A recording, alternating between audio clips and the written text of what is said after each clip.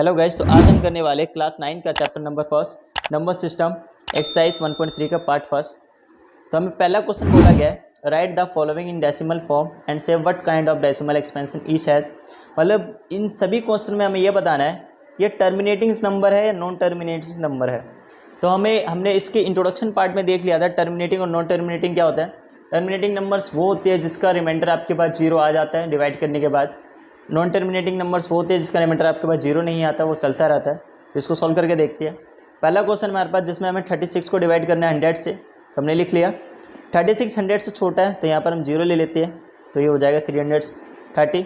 अब 100 के टेबल में 3 बार में 300 आएगा, तो यहाँ पर 300 लिख देते हैं। उसके बाद माइनस, इसको माइनस करोगे तो 60 बचेगा, एक और जीरो उतार लो। अब 100 के टेबल में 6 बार में 600 आएगा, तो ये पूरा हमारा कट जाएगा। और जो हमारा पूरा कट जाता है तो इसका आंसर आया हमारे पास 0.36। ये पूरा हमारे पास रिमाइंडर जीरो आ गया, और जिसका रिमाइंडर जीरो आ जाता है उसकी वैल्यू उसको हम क्या लिख सकते हैं, टर्मिनेटिंग नंबर। तो ये हमारे पास एक टर्मिनेटिंग नंबर है। अब नेक्स्ट सॉल्व करते हैं जिसमें हमें 1 को 11 से डिवाइड करना है। तो 1 तो 11 से छोटा है तो यहाँ पर एक जीरो लगा लेते हैं। अभी भी छोटा है तो एक और जीरो लगा लेते हैं।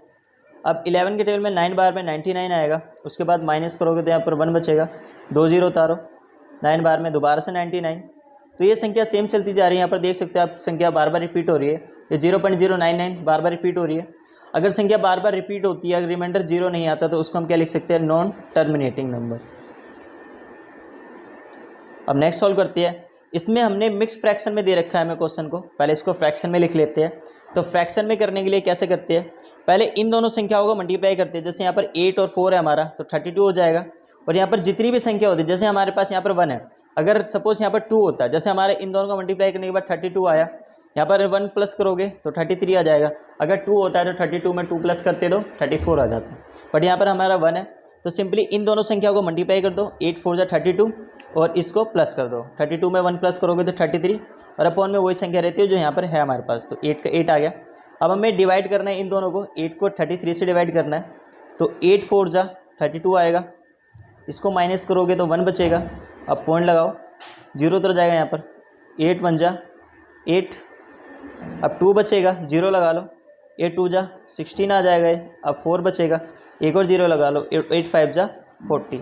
इसका रिमाइंडर आपके पास जीरो आया, तो ये संख्या रुक जा रही है हमारी। अगर जिसका रिमाइंडर हमारा जीरो आता है तो उसको हम क्या लिख सकते हैं, टर्मिनेटिंग नंबर। क्योंकि इसका रिमाइंडर हमारे पास जीरो आया और पूरा कट गया है, तो इसलिए ये संख्या क्या है, टर्मिनेटिंग नंबर। तो यहाँ पर हमारे पास नेक्स्ट क्वेश्चन है जो फोर्थ पार्ट है, जिसमें हमें 3 को डिवाइड करना है 13 से। तो आइए करते हैं। तो 3 13 से छोटा है तो जीरो लगाकर एक और जीरो लगा लेते हैं। अब 13 के में 2 बार में 26 आएगा, इसको माइनस करोगे तो 4 बचेगा, जीरो। 3 बार में 39 आएगा, इसको माइनस करोगे तो 1 बचेगा, एक जीरो उतारना पड़ेगा। अभी भी ये छोटा है तो यहाँ पर एक जीरो लगाकर एक जीरो दोबारा उतारना पड़ेगा। अब 7 बार में 91 आएगा, यहाँ पर अगर माइनस करोगे तो ये 9 बचेगा। तो अब यहाँ पर देख सकते हैं संख्या, इसका रिमाइंडर जीरो नहीं आ रहा, और जिसका रिमाइंडर जीरो नहीं आता वो हमारी संख्या क्या होती है, non terminating number. Non terminating संख्या होती है, तो इसको हम लिख सकते हैं नॉन टर्मिनेटिंग नंबर। अब अगला सॉल्व करते हैं जिसमें हमें 2 को डिवाइड करना है 11 से। तो उसको डिवाइड करते हैं तो हम पहले यहाँ पर जीरो लेट कर लेंगे। अब 11 1 जा 11, इसको माइनस करोगे तो यहाँ पर 9 बचेगा, एक जीरो उतर जाएगा। अब 8 बार में 88 आता है 11 के टेबल में, इसको माइनस करोगे तो 2 बचेगा, 1 जीरो उतर जाएगा। अब 11 1 जा 11, आप देख सकते हैं यहाँ पर ये दोबारा उसी कंडीशन में चल रहा है, तो ये इसका रिमाइंडर जीरो नहीं आएगा, इसलिए हम इसको क्या लिख सकते हैं, ये भी हमारी नॉन टर्मिनेटिंग नंबर है, नॉन टर्मिनेटिंग। तो अब अगला सॉल्व करते हैं जिसमें हमें 3 to 9 को डिवाइड करना है 400 से। तो हम 329 को अपॉन 400 को 4 × 100 लिख सकते हैं। पहले हम इसको 4 से डिवाइड कर लेते हैं और फिर हम 100 से कर लेंगे। 4 8 जा 32, ये कैंसिल आउट हो गया, क्या बचा यहाँ पर 9। अब 4 2 जा 8, यहाँ 1 बचेगा, पॉइंट लगाया, जीरो उतार लिया, 4 2 जा 8, 2 बचा, जीरो लगा लिया, और 4 5 जा 20। तो ये पूरा कट गया, हमारा रिमाइंडर क्या आ गया इसमें, जीरो। बट हमें अभी और डिवाइड करना है, तो यहाँ पर पहले लिख लेते हैं हमने 4 को 3 to 9 से डिवाइड किया तो ये आ गया 82.25। अभी भी अपॉन में क्या चल रहा है इसके, 100। अब यहाँ पर कितने जीरो लगा रखे हैं, 2, तो उतनी संख्या के बाद जितने जीरो होते हैं अपॉन में उतनी संख्या आगे बढ़ा दो डिजिट, तो ये क्या हो जाएगा, आगे चला जाएगा, दो डिजिट आगे, ये हो जाएगा 0.8225। तो आप देख सकते हो इसका रिमाइंडर हमारा 0 आया है। अगर जिसका रिमाइंडर 0 आता है, बार बार संख्या रिपीट नहीं होती, उसको हम क्या कहते हैं, टर्मिनेटिंग नंबर। तो ये भी क्या है, हमारी एक टर्मिनेटिंग नंबर है। भाई इसका नेक्स्ट क्वेश्चन करते हैं, जिसमें हमें यहाँ पर 1/7 की वैल्यू दी गई है 0.142857 इसका बार, और हमें निकालना है 2/7, 3/7, 4/7, 5/7 एंड 6/7 की वैल्यू। तो हम एक एक करके सारी वैल्यू निकाल लेते हैं। पहले हम निकालते हैं 2/7 की वैल्यू। तो 2/7 को हम 2 × 1/7 लिख सकते हैं, क्योंकि इसको 2 को 1 से मल्टीप्लाई करोगे तो वो इसी कंडीशन में आएगा, वापस 2/7 की कंडीशन में। अब 2 को 2 लिख लेते हैं मल्टीप्लाई। यहाँ पर 1/7 की वैल्यू हमें दे रखी है, तो यहाँ पर 1/7 की हम वैल्यू पुट कर लेते हैं 0.142857। अगर इसको हम 2 से मल्टीप्लाई करेंगे तो हमारी 2/7 की वैल्यू आ जाएगी। तो इसको मल्टीप्लाई करके देखते हैं। 14, 28, 57 को हमें 2 से मल्टीप्लाई करना है।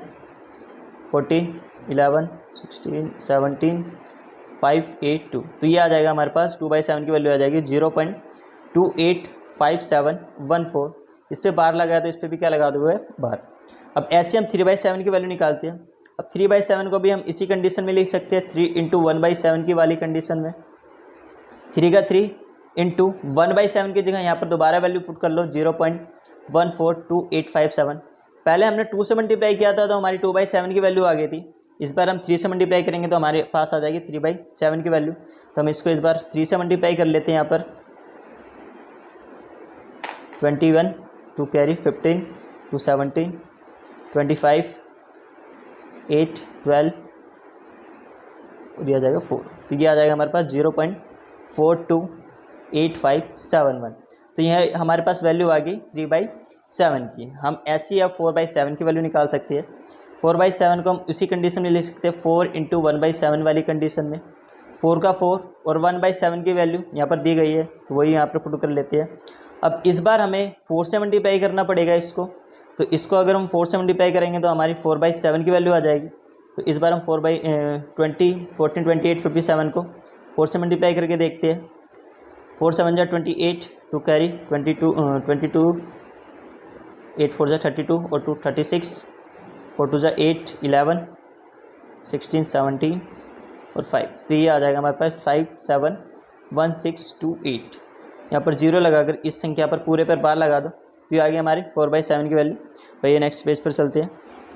अब यहाँ पर हम 5/7 की वैल्यू निकाल लेते हैं। तो 5/7 को हम 5 × 1/7 लिख सकते हैं। तो यहाँ पर हमें 1/7 की वैल्यू वही दे रखी थी, तो यहाँ पर भी वही पुट कर लेंगे। 5 × 1/7 की वैल्यू 0.142857। इस बार हमें 5 से मल्टीप्लाई करना पड़ेगा। अगर 5 से मल्टीप्लाई करेंगे तो 5/7 की वैल्यू आ जाएगी। तो 142,857 को हम 5 से मल्टीप्लाई कर लेते हैं।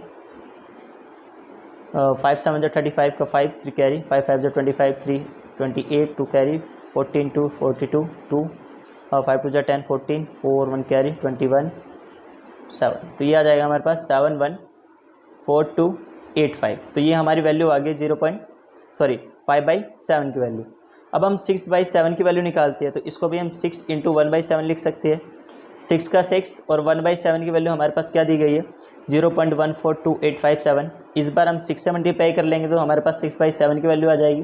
तो इस बार हम 6 से मल्टीप्लाई कर लेते हैं इसको। 6 से मल्टीप्लाई करोगे 6 7 जा 42 का 2 4 कैरी 6 5 जा 30 4 34 8 6 जा 48 3 51 6 2 जा 12 5 17 24 5 8। तो ये आ जाएगा हमारे पास 857142। तो ये हमारे पास आ गई वैल्यू 6/7 की। इसका तीसरा क्वेश्चन करते हैं, जिसमें हमें बोला गया है express the following in the form P Q where P and Q are integers and Q not equal 0। मतलब इन संख्याओं का हमें पी क्यू की फॉर्म में लिखना है। सबसे पहले इसको हम एक्स के इक्वल में लेट कर लेते हैं, x = 0.6। अब यहाँ पर एक संख्या पर बार लगा हुआ है, इसका मतलब क्या है कि ये संख्या बार बार रिपीट हो रही है। अब रिपीट होती है तो हम इसको बार पे भी लिख सकते हैं। तो यहाँ पर हम 2 संख्या ले लेते हैं। अगर यहाँ पर एक संख्या पर बार लगा हुआ है तो हम 10 से मल्टीप्लाई कर देंगे। सपोज यहाँ पर 2 संख्या पर बार लगा होता तो हम 100 से करते और 3 पे लगा होता तो हम 1000 से करते। तो हम बोथ साइड मल्टीप्लाई कर देते हैं इसको 10 से, बोथ साइड मल्टीप्लाई बाई 10 को x से करोगे तो 10x हो जाएगा और इसको 10 से मल्टीप्लाई करोगे तो हो जाएगा 6.6। उसके बाद इन दोनों संख्याओं को माइनस करना है। अब मतलब कंडीशन फर्स्ट को इक्वेशन सेकंड में से माइनस करना है। x को 10x से माइनस करोगे तो ये 9x आ जाएगा, और 0.66 को माइनस करोगे 6.6 को, यहाँ पर करके दिखा देते हैं आपको। 0.66 को माइनस करोगे तो ये आ जाएगा आपके पास 6, तो यहाँ पर 6 लिख लेते हैं। अब 9 का चला जाएगा 6 के नीचे, तो ये 3 से कट जाएगा, तो हमारे पास पी क्यू की वैल्यू आ जाएगी, मतलब पी क्यू की फॉर्म में आ जाएगा ये 3 2 जा 6 और 3 3 जा 9, तो हमारे पास x की वैल्यू आ जाएगी 2/3। अब नेक्स्ट क्वेश्चन करते हैं जिसमें हमें 7 पर बार लगा हुआ है, तो इसी को भी वैसे ही सॉल्व करना है। पहले हम इसको x के इक्वल में लेट कर लेते हैं, x इक्वल टू 0.47 की पावर बार, इसको हम इक्वेशन फर्स्ट मान लेंगे। अब इस पर भी एक संख्या पर बार लगा हुआ है, तो इसलिए बोथ साइड हम मल्टीप्लाई कर देंगे 10 से, बोथ साइड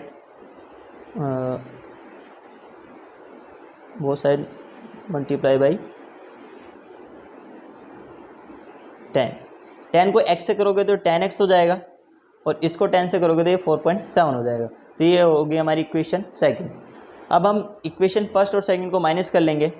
x को 10x में से माइनस करोगे तो ये 9x आएगा, और यहाँ पर 4.7 में से अगर आप माइनस करोगे 0.47 को, तो ये आपके पास आ जाएगा 4.30। तो यहाँ पर हम 4.30 लिख लेते हैं यहाँ पर। अब 9 का चला जाएगा 4.30 के नीचे अपॉन में, यहाँ पर पॉइंट हटेगा, डेसिमल हटाओगे तो डेसिमल के बाद कितनी संख्या यहाँ पर 1, यहाँ पर 1 0 लग जाएगा, तो हमारे पास x की वैल्यू आ जाएगी 43/90। तो ये भी आ गई हमारी पी क्यू की फॉर्म में। तो ये नेक्स्ट क्वेश्चन करते हैं। हमसे तीसरे क्वेश्चन में बोला गया है जहाँ पर 3 संख्या पर बार लगा हुआ है। पहले हम इसको x के इक्वल में लेट कर लेते हैं 0.001। अब यहाँ पर इसको हम फर्स्ट कंडीशन मान लेते हैं।